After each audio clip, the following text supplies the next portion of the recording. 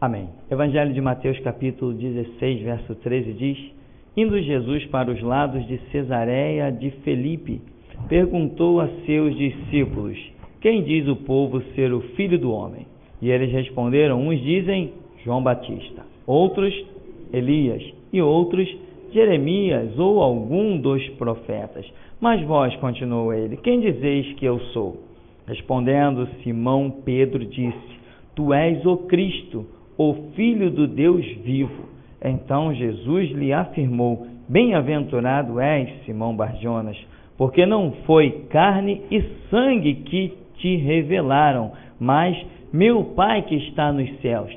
Também eu te digo que tu és Pedro, e sobre esta pedra edificarei a minha igreja, e as portas do inferno não prevalecerão contra ela. Dar-te-ei as chaves do reino dos céus.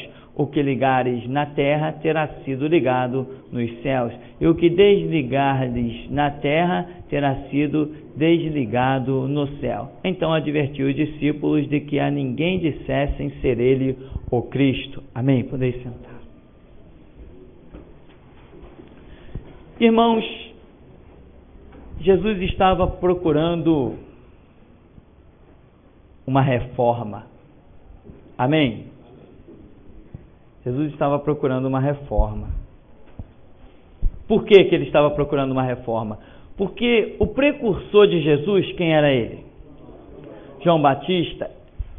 Ele aparece no cenário e uma das expressões marcantes de João Batista é o quê? Arrependei-vos. Tá, João Batista cumpriu a missão dele, ele disse: importa que Jesus cresça e eu diminua. João Batista cumpriu a missão dele. Aí vem Jesus e diz o quê? Arrependei-vos. É chegado o reino dos céus. E o arrependimento é uma recapitulação, é um check-up, é uma geral nos seus conceitos, ideologias, na sua filosofia de vida. Não é? Jesus vem pregando, pregou aonde Jesus? Na nação judaica. Pregou para aqueles que conheciam a lei. E ele estava dizendo: arrependei-vos. De quê? De pecado? Alguém poderia acusá-los de adultério? Foi essa a acusação de Jesus? Não, Jesus não acusou ninguém de adultério. Não fez certas acusações. Contudo, os chamou a uma renovação de conceitos. Tinha lá os mandamentos dados por Moisés, mas eles já tinham criado um monte de leis e tinham se perdido nessas leis. Então foi necessário uma chamada ao arrependimento. Deus edificou o judaísmo com o Pentateuco, que tem leis e repetição de leis. Deuteronômio é só repetição do que já tinha sido dito. Mas os homens transformaram a então igreja do Antigo Testamento numa verdadeira instituição, numa organização, através dos seus dogmas, das suas filosofias, ideologias, a ponto de considerarem, de criticarem os discípulos de Jesus até que comeram sem lavar as mãos. O sábado, que era a bênção da igreja do Antigo Testamento, se transformou numa verdadeira maldição. Aí Jesus vem e chama eles hipócritas. Qual de vocês, se tiver um boi, que custa dinheiro, e ele cair num buraco, você vai deixar ele lá porque é sábado?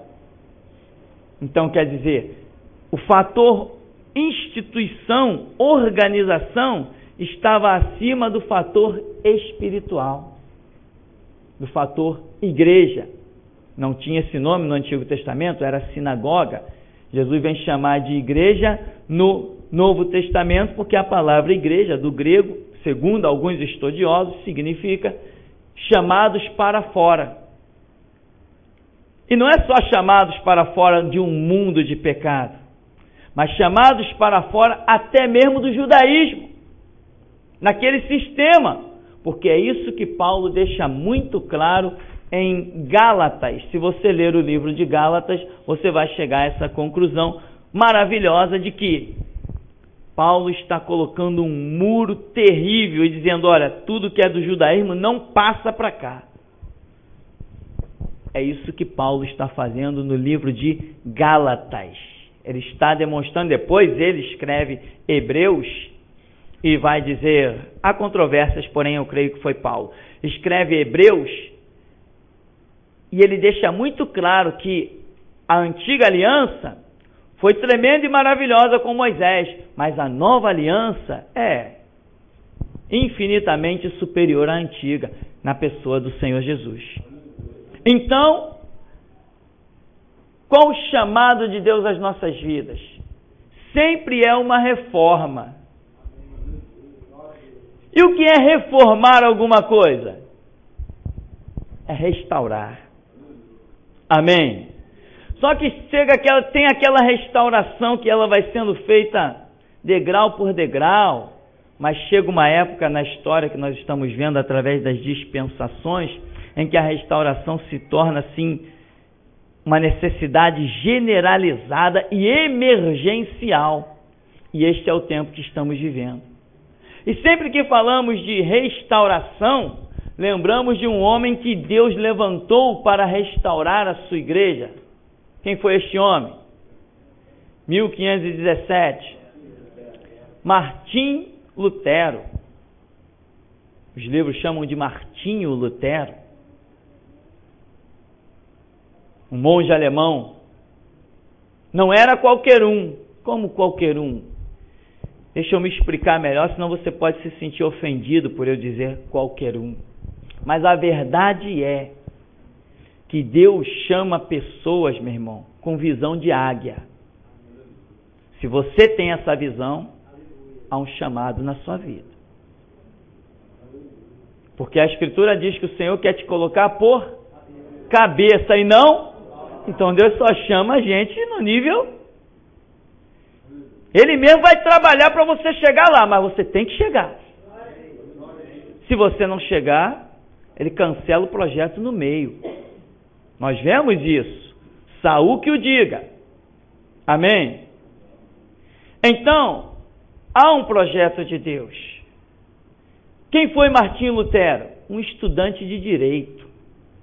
Para o camarada entrar para uma faculdade de direito, opa, eu já sei uma coisa sobre ele. O que eu sei sobre ele? Ele gosta de estudar. Ele gosta de ler. Ele devora os livros. Porque só o peso de um livro de direito não é brincadeira. Só o peso. E a pessoa tem que ler um livro daquele em 6 meses, tem que gostar muito. Martinho Lutero era um homem estudioso. Foi ele que traduziu a Bíblia para o alemão. Irmão, entenda. Deus tem um grande chamado na sua vida. Mas ilusão você sabe que aqui não tem. Não perca tempo. Devore os livros. Devore os livros. Eu tenho indicado um bocado de livro aí para as pessoas, tenho mencionado, as pessoas têm ido comprar, têm ficado maravilhadas. Essa é a minha missão. Mas faça a sua parte. Eu vou fazer a minha. Se você olhar para esses 66 livros que nós temos e dizer, puxa, é muita coisa, enquanto você achar que é muita coisa, você nunca dará o primeiro passo. Tem relatos de homens que liam o Novo Testamento todinho, uma vez por semana. O final desses homens qual foram? Só tem um jeito de calar um homem desse. É dando-lhe a coroa gloriosa do martírio. Ninguém para um homem desse. Só a hora que Deus determinar que vai dar-lhe a coroa mais gloriosa que tem, que é a do martírio, aí permite que os homens ponham a mão nele. Então, querido, reformar é igual a restaurar. E restauração começa com arrependimento, é revendo os conceitos, revendo os valores. Este homem reformador da igreja não teve a sua missão cumprida cabalmente. Sabe por que Martinho Lutero não teve a sua missão cumprida cabalmente? Porque ele não entendeu o chamado individual. O tempo todo ele queria que o catolicismo, o papado, o tempo todo ele buscou essa unificação. Martinho Lutero participou e criou dezenas de concílios, onde ele queria debate. Para quê? Para que a organização católica passasse a ser uma organização verdadeiramente de Deus. O que ele fez? Ele perdeu tempo. Quer a prova que ele perdeu tempo? Está aí a coisa como tudo estava antes. Perdeu tempo. Deus tem uma obra na sua vida? Esqueça os outros. Faça o que Deus te mandar fazer. Siga a estrada que Deus te apontar. Se tranca no teu quarto e diz, faz que nem Jacó. Não te deixarei enquanto não me abençoares. Não saio desse quarto enquanto não ouvir a tua voz. Esse é o caminho, irmão. Restaura-te. Reforma-te. Como é que você vai pregar a reforma se você não está reformado? Restauração se você não está restaurado? Tem que ter a visão correta. Só existe um lugar para você conseguir a visão correta. É lá dentro do teu quarto. Não é com teu irmão. Não é. Não é com papai e mamãe. Quem se converte não tem mais pai nem mãe.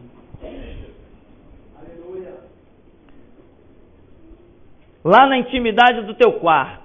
O Espírito Santo quer falar contigo. Ele está te chamando todo dia. Ouça. Pois a Escritura diz, se ouvirdes hoje a voz do Espírito, não endureçais os vossos corações. Você tem que saber o que Deus quer da sua vida. Você só vai saber lá. Dobrando os seus joelhos. Calejando os joelhos. Clamando, botando o rosto no pó. É um clamor constante, ininterrupto.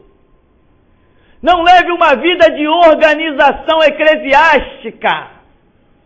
Jesus Cristo não fundou a organização eclesiástica, ele fundou a igreja. Pastor, tem diferença? Vou provar daqui a pouquinho que tem e como tem diferença. Hegel, um homem que escreveu a respeito de Martinho Lutero, ele diz que a essência da reforma foi o homem se determinar a ser livre. Em alguns outros escritores sobre Lutero, dizem que Lutero destruiu a fé nas autoridades e reformulou a autoridade da fé. O que é fé nas autoridades? A minha igreja é certa, o meu rótulo é certo, a minha organização é certa. Isso é fé nas autoridades que administram uma organização. Mas a autoridade da fé é o poder individual de Deus na tua vida. Isto é que Deus quer. Deus não quer você escondido atrás de uma denominação. Ele quer você de peito aberto na presença dele. O Espírito Santo está te chamando a uma intimidade profunda. O Espírito Santo, ouça a voz dele. Olha aí a voz dele. Sente. Sente o toque. Sente a unção. Sente o impacto. Ele está dizendo, eu tenho um plano revolucionário na sua vida. Lutero cometeu aqueles erros todos e a obra dele foi incompleta. Foi tremenda, foi maravilhosa, mas foi incompleta. Porque quando Deus chama para restaurar, quem não entra no barco fica para trás. Em Lucas 3,2 diz que, sendo Anás e Caifás sumo sacerdote, veio a palavra do Senhor a João Batista no deserto, às margens do Jordão. Quando a palavra veio a João Batista, ele esqueceu que existia sinagoga. Ele não ficou tentando restaurar a nação judaica. Ele não se preocupou com isso. Jesus, quando substitui, vamos assim dizer, João Batista, ele não ficou lá na porta da sinagoga, se preocupando em resgatar judeu. Ele pregou ali, fez a obra dele, foi enviado primeiramente a eles, mas não se deteve aquilo. Não se deteve. Quando ele termina a missão dele, no ministério de 3 anos, ele chega e diz, ide por todo mundo. Já dizia o profeta Isaías, eu vos meterei ciúme com um povo que não era povo. A uma nação que não perguntava por mim, eu me apresentei e disse, eis-me aqui. Largou Israel de lado. Para provar que largou de lado, passou perto da figueira e disse o quê? Nunca mais nasça fruto de ti, está maldita, amaldiçoada. Agora, irmão, a Bíblia não é uma organização. A Bíblia é a autoridade na organização.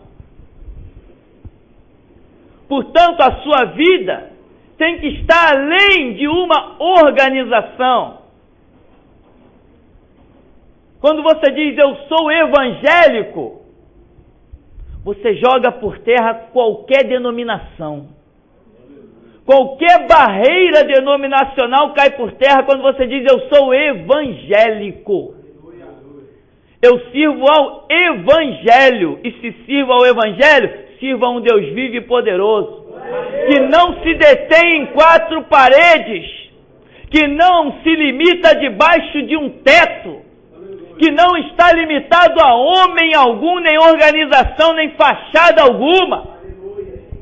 Você tem que ter uma visão transcendental e revolucionária para que Deus realmente faça uma obra na sua vida. Aqui, quando João Batista vai para o deserto, nós podemos ver 2 retratos. Porque a Bíblia diz que Anás e Caifás eram sumos sacerdotes. Onde estava Anás e Caifás? Na sinagoga. João Batista estava no deserto. Há um confronto terrível, um contraste.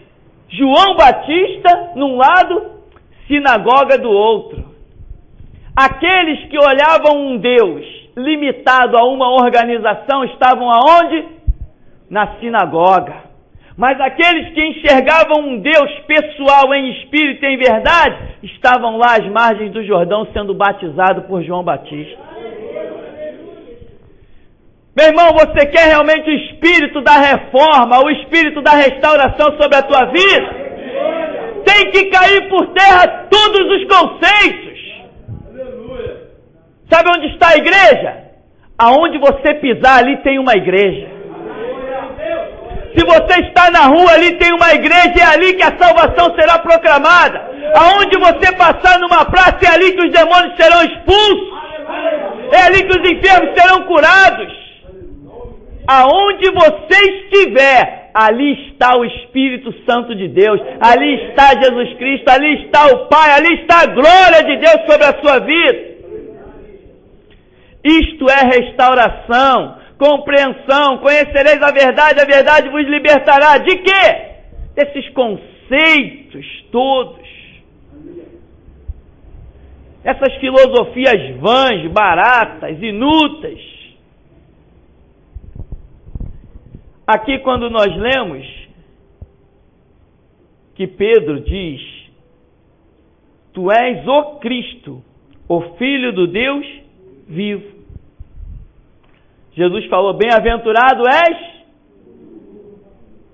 tu. Entende isso? Bem-aventurado és tu. Você, Simão Barjona, você é bem-aventurado. Não foi uma revelação natural, carne e sangue, mas o meu Pai revelou isso a você. Ele recebeu a revelação antes que a organização rotulada de igreja viesse à existência. Ser um discípulo está acima de ser membro de uma igreja. Pedro, eu te dou as chaves do reino. Ué, mas a igreja nem foi fundada, Senhor. Mas você já recebeu a revelação. Você já se tornou igreja. Jesus Cristo não veio fundar uma organização. Ele veio chamar vidas, organismo vivo. A igreja de Cristo não é estática e não é parada. Aonde você vai, ele olha, ali está a minha igreja. As portas do inferno não prevalecem contra ela. Aonde você pisa, ele diz, ah lá, ali eu posso desfazer as obras do diabo. Aonde você toca, ele diz, opa, desfiz mais uma obra. Você vai visitar um, ele entra contigo. Você vai, atravessa uma rua, ele atravessa contigo. Aonde você vai, ele vai contigo. Você é igreja. Restaurado, reformado. E aqui, vê se Jesus poderia dizer isso para uma organização no verso 19. Dar-te-ei as chaves do reino dos céus. O que ligares na terra terá sido ligado nos céus. O que desligares na terra terá sido desligado nos céus. Isso pode ser dado a uma organização, irmão. Isso é dado a vidas. Isso foi dado aos homens, às mulheres de Deus. Isso não foi dado a uma organização. Miserável, cego, nu, desgraçado, é aquele que se rotula. Tem um monte de gente por aí com plaquinha do lado, patrimônio da Assembleia de Deus. Não, eu tenho 30 anos de Assembleia de Deus, sabe como é que é, né? Eu sou um assembleiano nato. É. O outro, eu sou um batista, eu tenho 50 anos de batista. A minha denominação é uma das mais velhas do mundo. E ele também é um dos mais velhos do mundo. Mas a Bíblia diz, renovai-vos no Espírito. Crescer na graça, no conhecimento. Meu irmão, te determina a receber a revelação de Deus. Faz um pacto com o Espírito Santo. Espírito Santo, eu vou pagar o preço até ouvir a tua voz. Até sentir o teu abraço. Até enxergar o caminho que eu devo andar. Até que as minhas dúvidas caiam todas por terra. Até que eu seja tão convicto a ponto de encarar terra, céu e mar. Revelação é o que nós precisamos. Intimidade no quarto. Intimidade debruçado na Escritura. Ler livros de homens de Deus. Assistir filmes evangélicos, que Deus tem feito obras tremendas. Tem ensinado de muitas maneiras. Isso não foi dado a uma organização, uma palavra dessa. Porque aqui, quem recebe a revelação não é uma organização. O Evangelho de João tem como símbolo uma águia. E foi escrito para a igreja. Só que Isaías diz, os que confiam no Senhor renovarão as suas forças, subirão com asas de águia. Ele não está falando de uma organização, está dizendo, os que confiam, individualizou a sua operação. Por isso, irmão, por onde eu passo eu sou terrível. Por onde eu passo eu taco fogo aonde eu passar. Estivemos numa igreja onde fomos pregar sábado. E um homem chegou perto de mim e veio orar comigo. Ele falou assim, pastor, quando eu olhei para os seus pés, as suas sandálias, o seu sapato se transformou naquela sandália dos tempos antigos, cruzada assim com um cadastro por cima, e eram fios de fogo. E você ia andando assim, por onde você andava ia ficando marcas de fogo. Assim diz o Senhor. Por onde você passar, as marcas do teu ministério serão gravadas com fogo. Isso nós já sabíamos, mas o Senhor gloriosamente falou de forma diferente. Irmão, sabe por quê? Porque a minha mente foi liberta. E o trabalho que nós fazemos é que a sua mente seja liberta. Nós pregamos o que mais ninguém prega. E é por isso que a sua mente tem sido liberta. Eu cansei entre aspas, de parar quietinho no meu canto e dizer assim: Jesus, liberta a minha mente. E acredite, eu era membro de uma igreja batista tradicional quando eu fazia essa oração. E o Senhor me deu tanta graça, e um dia levantou um homem e falou assim: olha, o que você pediu, Deus fez. Eu já tinha percebido que Ele tinha feito, porque eu enxergava na Bíblia o que outros não enxergavam. Eu compreendia o que outros não compreendiam. A minha visão era diferente da de todo mundo. E eu comecei a ser discriminado dentro da própria igreja. Na simples leitura de um texto bíblico, tinha gente que levantava e batia a porta e me dava as costas. Leitura!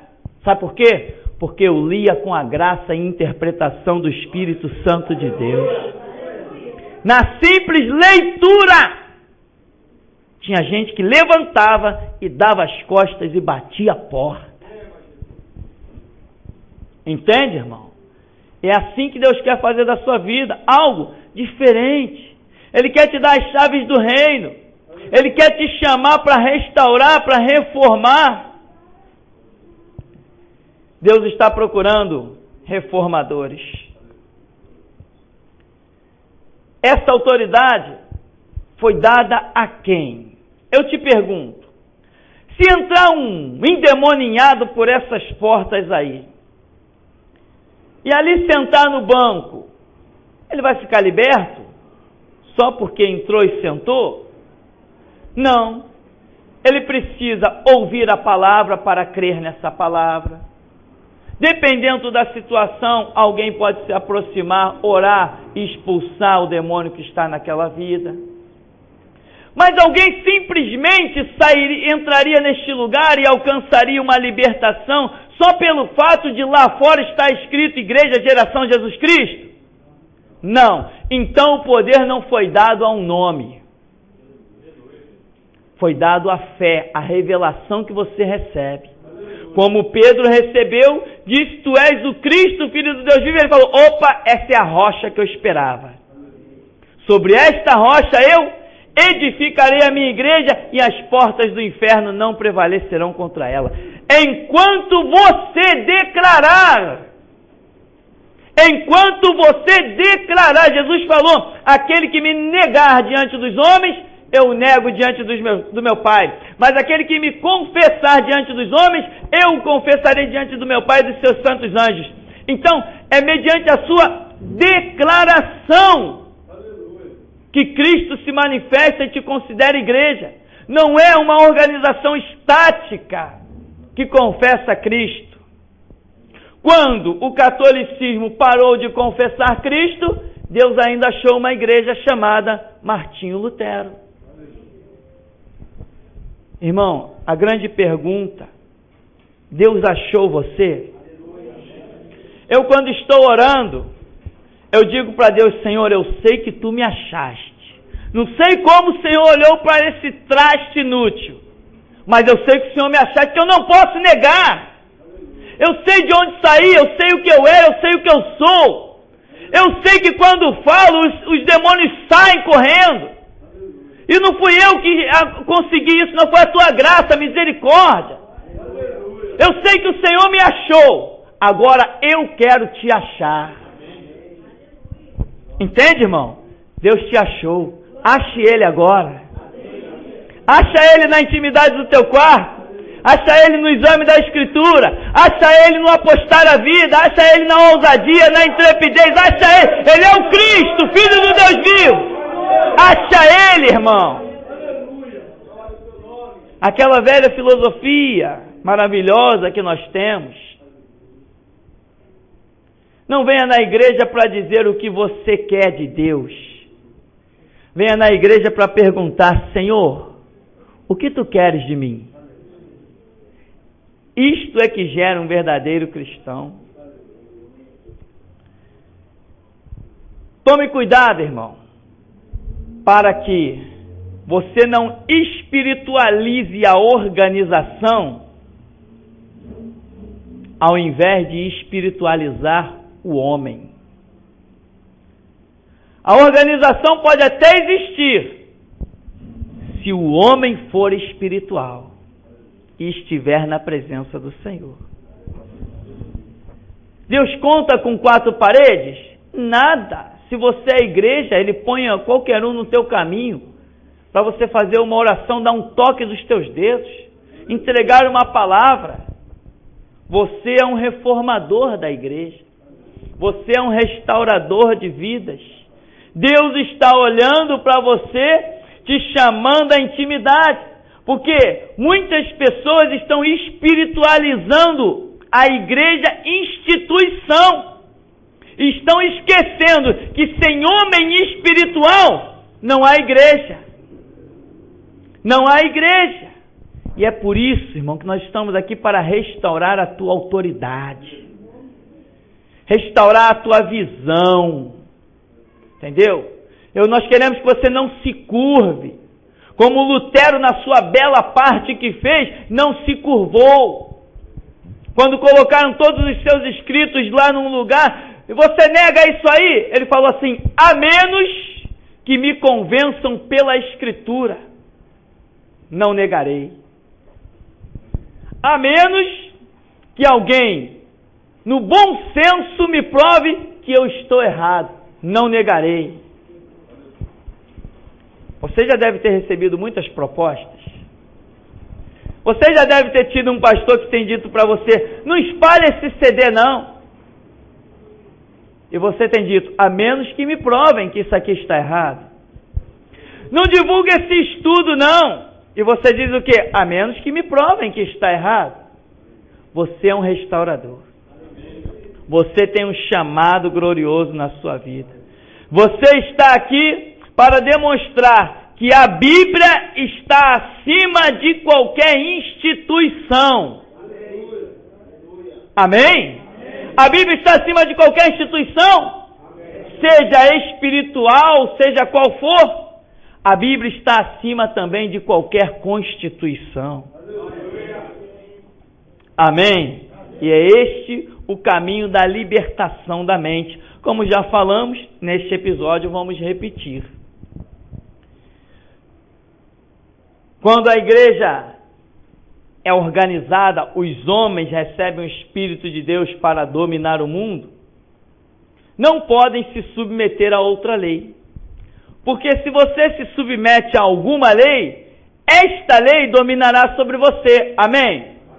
Portanto, somente se submeta à Bíblia, à palavra de Deus, para que ela domine sobre a sua vida. Lembra o que está escrito em Deuteronômio, capítulo 28? Para concluirmos, diz assim: